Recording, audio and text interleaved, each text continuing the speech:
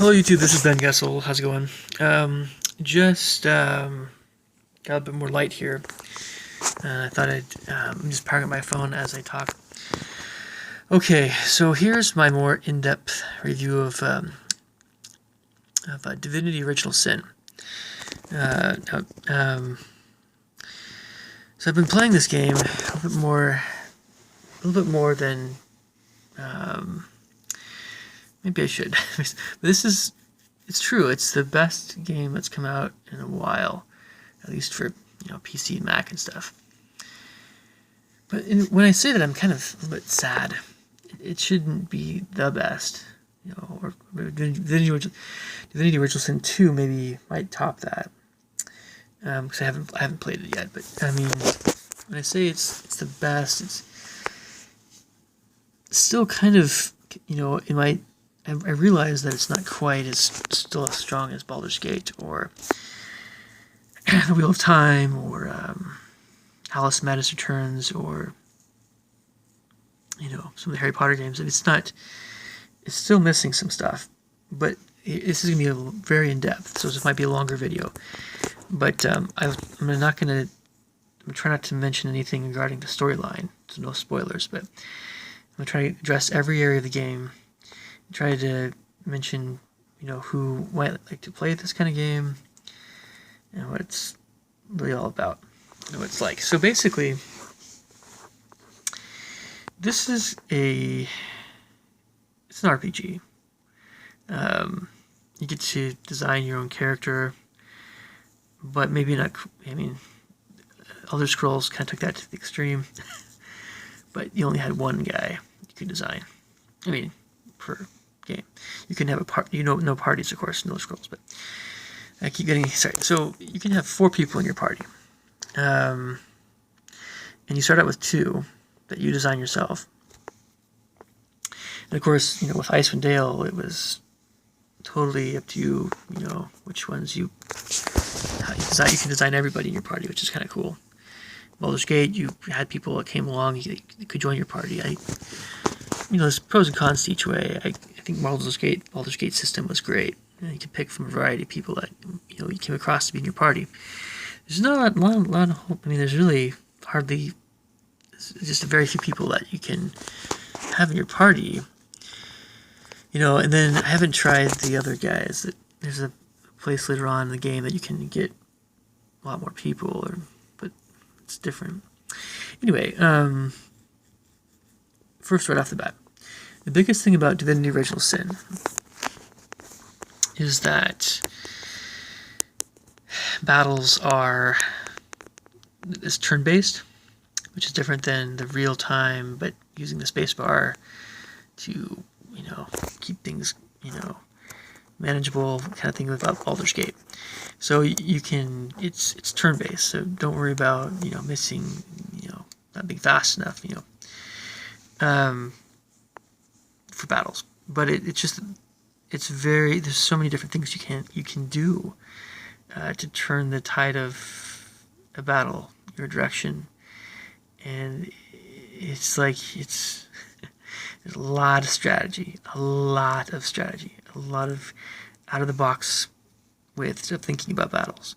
So if that's what you enjoy, I mean, it's even more. There's more strategy even than Icewind Dale, and Icewind Dale was very heavy on combat strategy. This is just, it's like, some people are just like, anyway. So the more you like that, again, in the fantasy setting, the more you like battle strategy, the more you're gonna love this game. You will love it. There's so many things you can do with spells. There's not a ridiculous number of spells like in Baldur's Gate 1 or 2, but Dungeons and Dragons in general. But there's a fair number of them. But it's easy to kind of focus on the schools kind of magic, kind of show themselves in color. Green's poison, or I guess earth is kind of a brown, but poison is considered part of earth. Then you have the fire, which is the yellow orangey stuff, and then you have you actually have I guess this wouldn't be a spell, but you have fighting abilities that come under a red color, and healing would be similar. So witchcraft things are kind of a magenta or light pinkish purple. Arrow Thurge or Wind is kind of a darker, I don't know, kind of a bluish, purplish white going on. Maybe periwinkle, I can call it.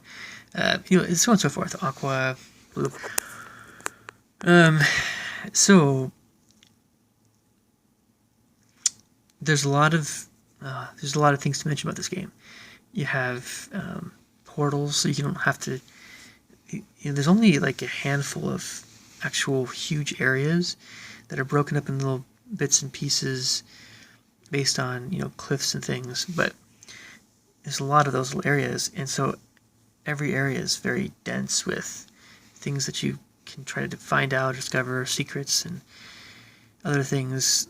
There's no wasted space. Every map is really used. There's a lot of like with the emphasis is, well, without mentioning anything about the storyline too much, there's a lot of, I'd say magic, but it's kind of a this is not my favorite kind of thing, but there's Pillars of Eternity. Divinity Original Sin is big into this the divines, the gods, so good and evil, yes, but Divinity Original Sin never really gets into absolute good or evil. Not so much. It kind of, so it's not quite as, Pillars of Eternity is even a bit more like that in a way. A bit more. It's more Pillars of Eternity is very cleric oriented in that way. In a way. So Divinity Original Sin is, there's good and evil, but it's I don't want to say anything about the plot, but it's just, it's interesting. It's hard to know sometimes what you want to do. It's hard to know the course you want to take, which is, it gets you to think, which is a good thing. It's just sometimes kind of slow goings. Or it's just, things, you're kind of molding over things a bit. Like you're trying to make sense of things for a bit. And maybe not as much as, maybe not in a way that I personally like the most. But it's interesting enough that I, think it's a solid game. It really is. Really good. But there's a lot of, there are certain places that I think you're really going to love if you love successfully evading very powerful foes. So if you like sneaking around, backstabbing, this is a fun game. It's designed well that way. There's a lot of a fair amount of secret stuff and stuff that's hard to figure out how to get to, and that's really fun. Again, it could be, it's fun enough, and I think but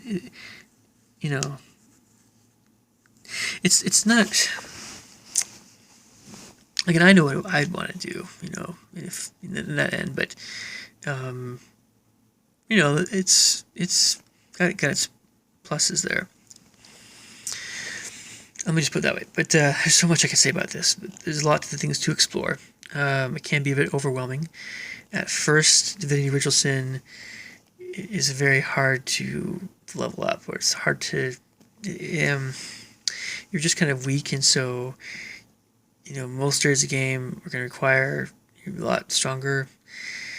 That's kind of frustrating. So you need to stay, in the main city for a while. That can be... And it's a little bit linear at times, but more, not excessively so. I can tell you my favorite areas of the game, for sure, and why. The Black Cove is scenic in a very unique way, somewhat. It's got a lot of the battle and just movement. But it's got a lot of things about it you have to really think about. How do you get to this place that, isn't connected by, you can't just keep walking, you have to jump over something, or how do you do that? do I have a spell that might, I don't know. It's that kind of thing, and you have to keep asking these questions. Or, find things that merchants sell that you'll need later on, That's kind of a common train of thought with this game. There's a lot of just barriers that are fire, poison, cloud type things you have to negotiate. So I like the Black Cove area. I also like Lucula Forest. It's very beautiful when you get to that point. Very, very beautiful. The Phantom Forest even has its pluses as well that way. That's later on. There's a snowy area, Hyberheim, and a lot of areas around Sicile are kind of, might be more Greek Mediterranean-ish, the beaches and everything. And there's other areas I haven't mentioned yet, but not really crazy about the sandstorm spider area. It's also kind of slow. It's like sluggish. It's hard to get through that area. And there's a lot of fiery lava areas and mazes and things.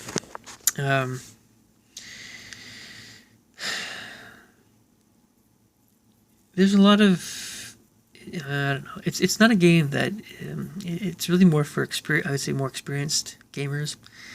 I tend to favor those kinds of folks more. It's a harder game. In general, just less forgiving.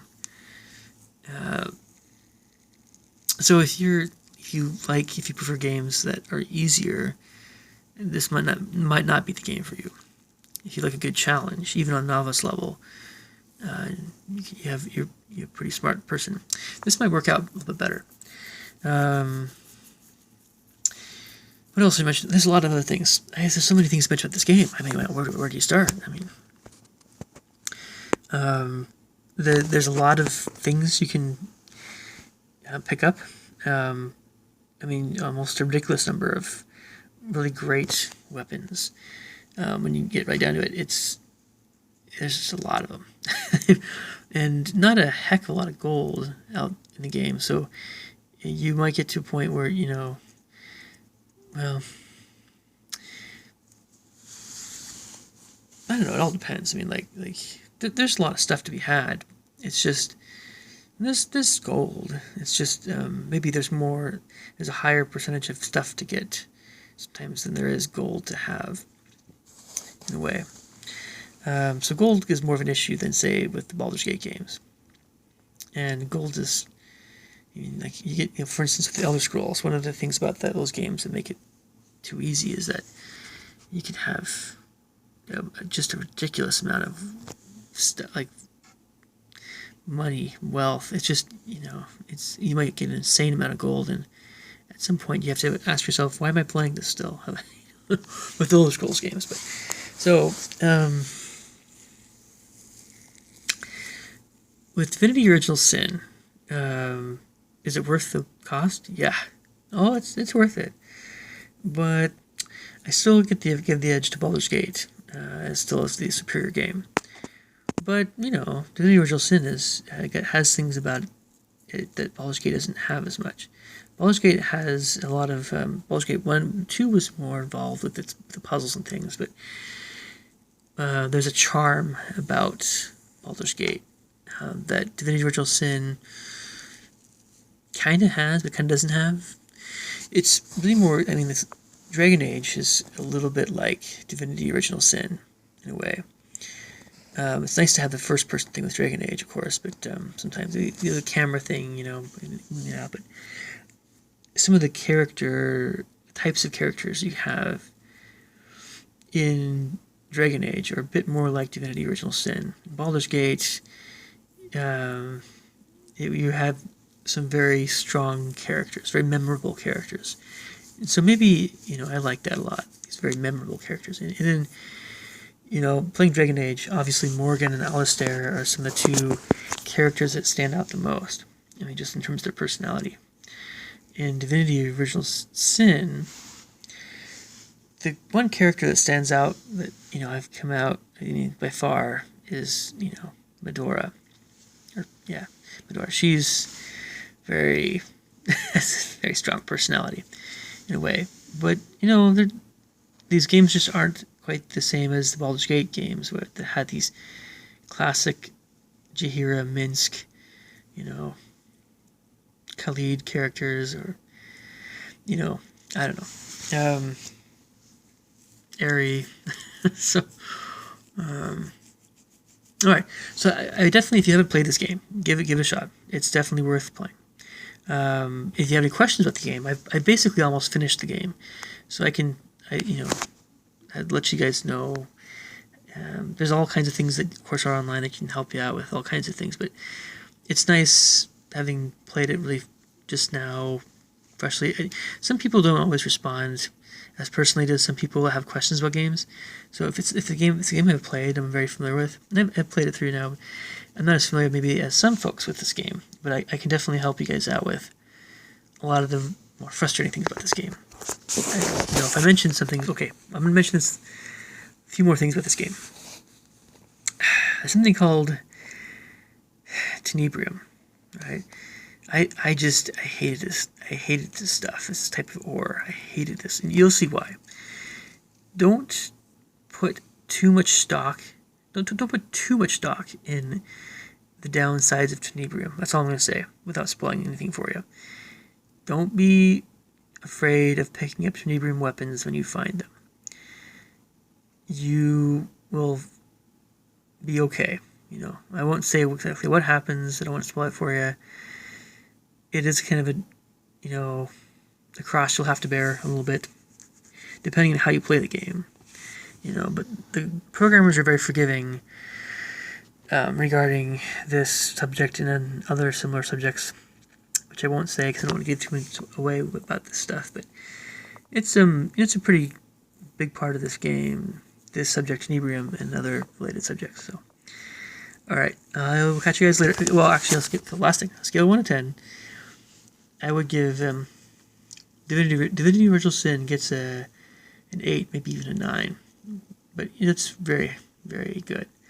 I just like, high fantasy and things.